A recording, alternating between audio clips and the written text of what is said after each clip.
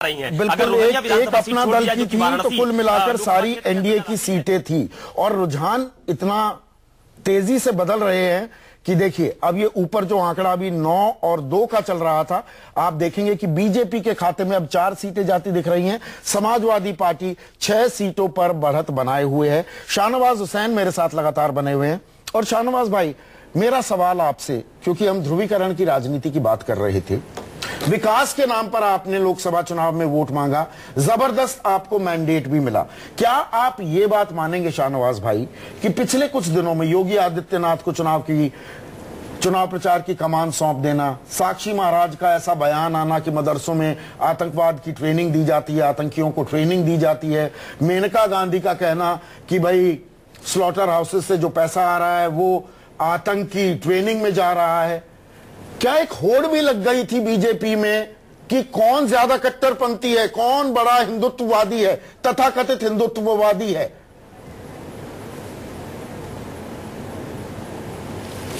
संदीप जी, जो नतीजे और रुझान है उसमें जो आप मनवाएंगे आज तो आप जैसे, क्योंकि नतीजे वैसे नहीं हैं जी, इसलिए हर बात कसौटी पर आपके जरिए कसी जाएगी। लेकिन मैं कह सकता हूं कि जो साक्षी जी महाराज का बयान है उस पर भारतीय जनता पार्टी कह चुकी है कि ये भारतीय जनता पार्टी का बयान नहीं है। सांसद तो आपके हैं ना, बीजेपी का प्रवक्ता हूं और मैं जिम्मेदारी से आपके चैनल पर कह रहा हूं, वो उनका व्यक्तिगत बयान है। जहां तक आतंकवाद का सवाल है, आतंकवाद कहीं भी पनप सकता है, उसको धर्म से जोड़कर हमने न कभी देखा है न हम उसको देखने वाले हैं। जो नतीजे अभी आए हैं ये नतीजे क्योंकि उत्तर प्रदेश में भारतीय जनता पार्टी 73 सीट जीती और कांग्रेस के परिवार के 2 लोग और समाजवादी परिवार के 3 लोग जीत पाए, बाकी कोई और नहीं जीता। इसलिए अभी जो विधानसभा के उपचुनाव हुए इसमें सबकी अपेक्षा, देश की, आपकी भी, हमारे विरोधियों की भी और हमारी भी, कि भारतीय जनता पार्टी अगर लोकसभा के चुनाव की तरह यहाँ प्रदर्शन करेगी तो ज्यादा सीटें जीतेगी जी। लेकिन जब बहुजन समाज पार्टी चुनाव नहीं लड़ रही है तो जो बहुजन समाज पार्टी को जो वोट मिलता है वो वोट हमें नहीं मिला है।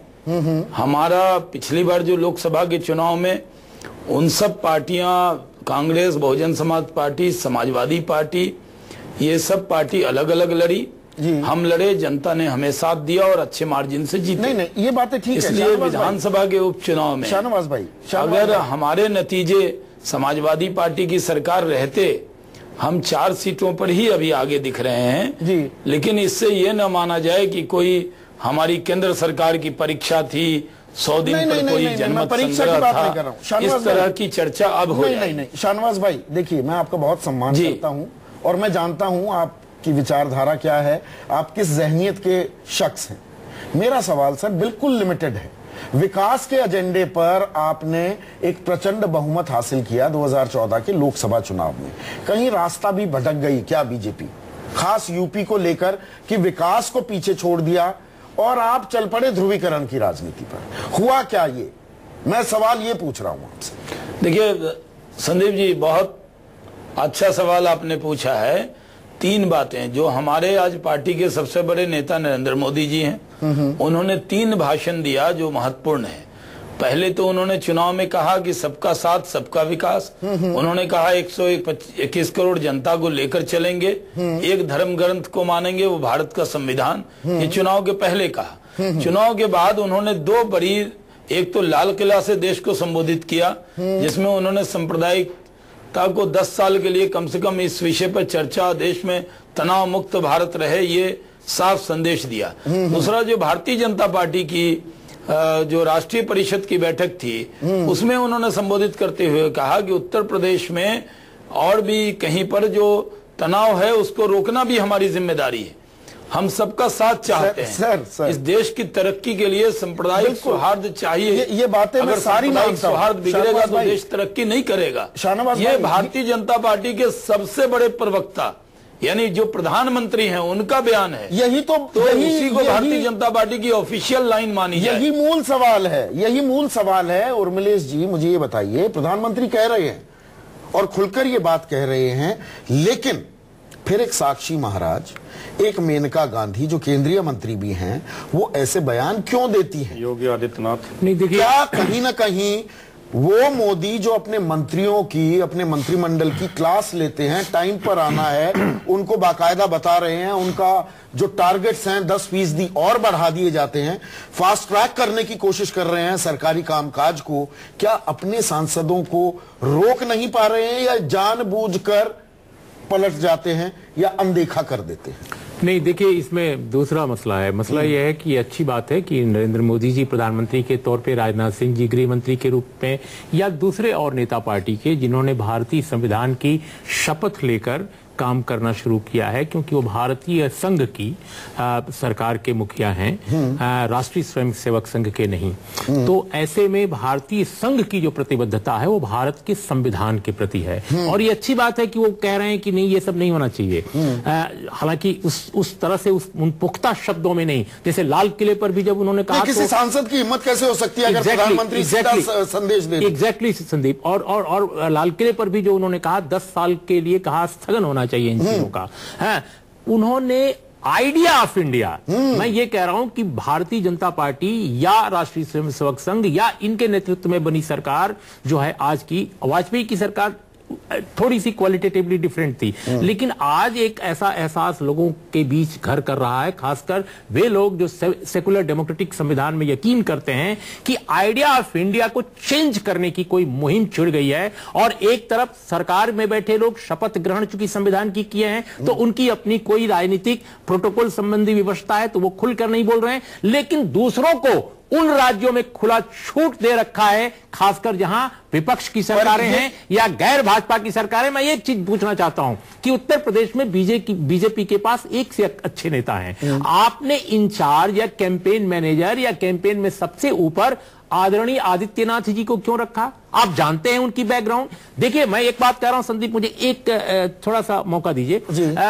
जिस तरह केरल में कांग्रेस पार्टी भी लेफ्ट की आइडियोलॉजिकल प्रेशर में काफी सेकुलर डेमोक्रेटिक दिखती है, आपको उत्तर प्रदेश के कांग्रेसी नेताओं से डिफरेंट दिखते हैं केरल के कांग्रेसी, वैसे ही बिहार की जो राजनीति है, मैं इसको बार बार रेखांकित करना चाहता हूं कि वो वहां समाजवादी, वामपंथी या जो कांग्रेसी भी डेमोक्रेटिक रहे, उनके दबाव में बिहार के कांग्रेसी नेता शाहनवाज की तरह ये लोग बहुत संजीदा, बहुत समझदार दिखते हैं। लेकिन उत्तर प्रदेश में जो संजीदा और समझदार बीजेपी के नेता हैं, उनको पार्टी ने आगे नहीं किया। साक्षी महाराजों को, विनय कटियारों को और आदित्यनाथ जी को, इन लोगों को आगे किया। ये जो लिगेसी है, ये बहुत खतरनाक है। यही सवाल तो मैं पूछना चाह रहा हूं शाहनवाज हुसैन साहब से कि जहां एक मुख्य धारा में सेंट्रिस्ट पाथ पर आती दिख रही थी बीजेपी, खास उत्तर प्रदेश में योगी आदित्यनाथ का जिक्र किया और उर्मिलेश जी ने, उनको चुनाव प्रचार की कमान दी जाती है तो साक्षी महाराज भी भड़क जाते हैं, मेनका गांधी भी ऐसे शब्द बोलने लगती हैं क्योंकि पोजीशनिंग है। वो अपना बेटा जो हाशिए पर डल गया, कोई पद नहीं मिला, उसकी पोजीशनिंग हो रही है 2017 के लिए ऑलरेडी। लेकिन हम सिर्फ बीजेपी की बात करें, अगर ध्रुवीकरण की राजनीति आती है तो मेरे ख्याल से वन साइडेड अप्रोच लगेगी, मुझ पर बायस का आरोप भी लग सकता है। राजकुमार भाटी साहब, खेल तो आप भी यही कर रहे हैं। नहीं, ये नतीजे जो भी आ रहे हो, आप भी ध्रुवीकरण की राजनीति करते हैं। ये विकास विकूस के नाम पे वोट नहीं मिल रहे हैं आपको। जब ये आरोप हमारे ऊपर लगता है, बहुत दुर्भाग्यपूर्ण है कि हम जो सांप्रदायिकता के खिलाफ खड़े हैं, मैं सारे बयान आपके नेताओं के अब यहाँ पर बिल्कुल एक भी बयान करके बयान किसी दूसरे वर्ग की भावनाओं को आहत करने के लिए, सांप्रदायिकता को बढ़ावा देने के लिए हमारी पार्टी के किसी नेता ने नहीं बोला है। जिस बयान का आप जिक्र करते हैं वो बयान किसी दूसरे परिप्रेक्ष्य में बोला गया था, उससे सांप्रदायिकता का कुछ लेना देना नहीं है। वो राष्ट्रवाद के लिए बोला गया था। आपके शीर्ष नेतृत्व में आते हैं ना आजम खान, क्या भाषा बोलते हैं, क्या बोलते हैं? आजम खान जी ने केवल ये कहा था कि इस देश के लिए मुसलमान भी लगातार खून बहाते रहे हैं, लगातार जान देते रहे हैं। कारगिल में भी मुसलमानों ने फतेह की थी, उन्होंने झंडा लगाया था। नहीं है या जख्म को रेदना नहीं है। जी, आप इत्तेफाक रखते हैं जो आजम खान कह रहे हैं? देखिए, और कहते आए हैं। आजम खान जी के शब्द जो टीवी पे सुनाए गए, उन पर मैं बहस नहीं करना चाहता, लेकिन उनकी जो भावना है, उनकी भावना ये थी कि हिंदू के साथ मुसलमान भी देश के लिए हमेशा कुर्बानी देते रहे हैं, चाहे कारगिल की लड़ाई हो, चाहे 71 की लड़ाई हो, चाहे 62 की लड़ाई हो। मुसलमानों ने लगातार हिंदुओं के कंधे से कंधा मिला के देश ये मिली-जुली कबड्डी तो नहीं थी बीजेपी और समाजवादी पार्टी। भारतीय जनता पार्टी से कभी हमारा मेलजोल हो ही नहीं सकता। भारतीय जनता पार्टी, समाजवादी पार्टी नहीं, मेलजोल की बात नहीं, थोड़ी सीट हमें जीतने दो, थोड़ी खुद जीत। अगर हम उनके साथ मिलकर, ये तो आत्मघात होगा। हम 18% मुस्लिम वोटों के लिए 82% वोटों को हम उनके खेमे में डाल देंगे क्या? उनके पाले में डाल देंगे? क्या किया ये साजिश थी। वहां तो पटकनी खा। देखिए, लोकसभा में हम लगातार सांप्रदायिकता के खिलाफ खड़े थे, लेकिन वो अपने दुष्प्रचार में, अपनी साजिश में कामयाब हुए। हिंदुओं के अंदर ध्रुवीकरण उन्होंने पैदा कर दिया, अफवाहें पैदा कर दी। आज जो मैं शाहनवाज हुसैन जी से एक सवाल पूछना, एक और खबर आ रही है, एक और, मैं अभी शाहनवाज भाई के पास चलूंगा क्योंकि राजीव जी भी यहां बैठे हुए हैं। ये एक और अच्छी खबर कांग्रेस के लिए, राजस्थान से 4 सीटों पर उपचुनाव हुए थे, 3 पर कांग्रेस आगे है।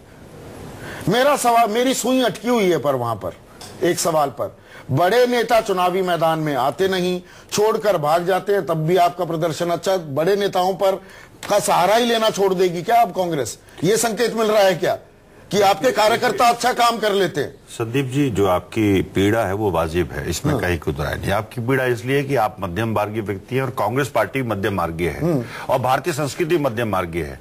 तो आप लोग सब चाहते हैं कि कांग्रेस मजबूत हो, कांग्रेस आगे बढ़े, कांग्रेस देश का विकास कर सकती है, कांग्रेस लोगों को आगे चला सकती है। ये पत्रकार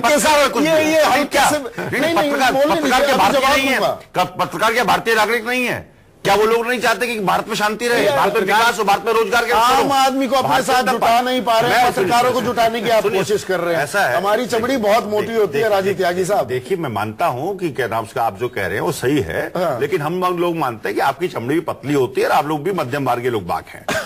मैं आपसे एक बात कहना चाहूंगा। चलिए, मैं संदीप जी आपसे एक थोड़ा समय दीजिए। आपने शहनवाज भाई को बहुत समय दिया है।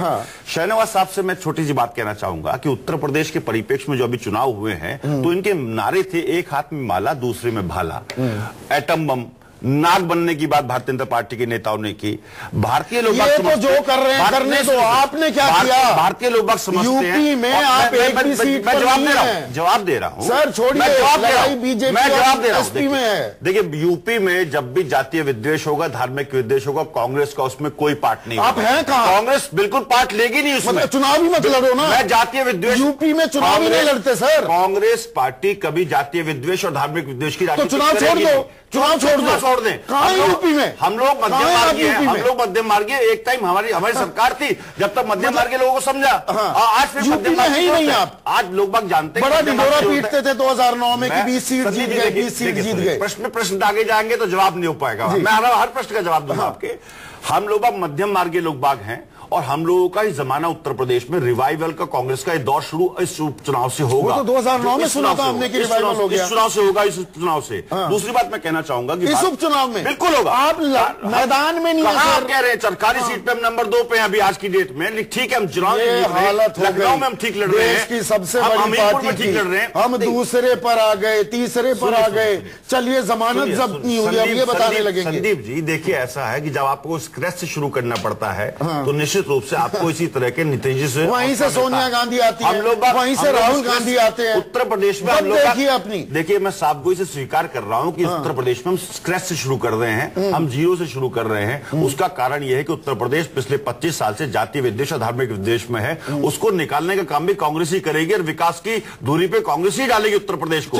और जिस तरह के नतीजे आए हैं, उस तरह के नतीजे साफ दर्शाते हैं कि प्रधानमंत्री महोदय की जो चुप्पी थी और जिस तरह से इन्होंने एक तड़ीपार व्यक्ति को भारतीय जनता पार्टी का अध्यक्ष बनाया, तो भारतीय जनता पार्टी को आना है कि तड़ीपार लोग बाग नहीं चाहिए, सांप्रदायिक लोग बाग नहीं चाहिए, लोगों को विकास चाहिए। तो तड़ीपार लोगों से बचिए आप लोग बाग, भारतीय जनता पार्टी के लोग बाग, तो निश्चित रूप से भारतीय जनता पार्टी का भला हो सकता है। हम लोग बाग ये कहना चाहते हैं, हम लोग बाग ये कहना चाहते हैं कि जिस तरह का सांप्रदायिक ध्रुवीकरण का कार्ड आप बार बार खेलना चाहते हैं, सन 52 से लेकर आज तक, सन 52 से लेकर आज तक एक चुनाव में एक ही मुद्दा चला है, 2014 चल लिया। बीजेपी फैसिनेशन से हटिए, अपना घर संभालिए, दूसरे हमारा घर दुरुस्त है, हमारा घर जो है ना निश्चित रूप से अगले चुनाव में और दुरुस्त हो जाएगा। देश जानता है यूपी में कहीं खेल में नहीं हो, 44 सीटों पर लोकसभा में आ गए। शाहनवाज हुसैन साहब, मेरा सवाल अब थोड़ा गुजरात से जुड़ा हुआ है। 44 से 40 भी सकते हैं। गुजरात के नतीजे भी थोड़ा हैरत अंगेज हैं क्या? जहां पर एक गिवन था कि कमल ही खिलेगा। 9 की 9 सीटें, 11 की 11 उत्तर प्रदेश की तरह 9 की 9 सीटें गुजरात में आपकी झोली में थी, लेकिन वहां कांग्रेस 4 सीटों पर बढ़त बनाए हुए, शाहनवाज भाई। नहीं, ये सही है कि जो गुजरात के रिजल्ट हैं उसमें 9 में से 4 सीटों पर कांग्रेस और 5 पर हम आगे हैं। और जो ये उपचुनाव है वो अलग अलग क्षेत्र में अलग अलग परिस्थिति होती है। मैंने पहले भी कहा, गुजरात में ऐसे उपचुनाव हम हरदम जीतते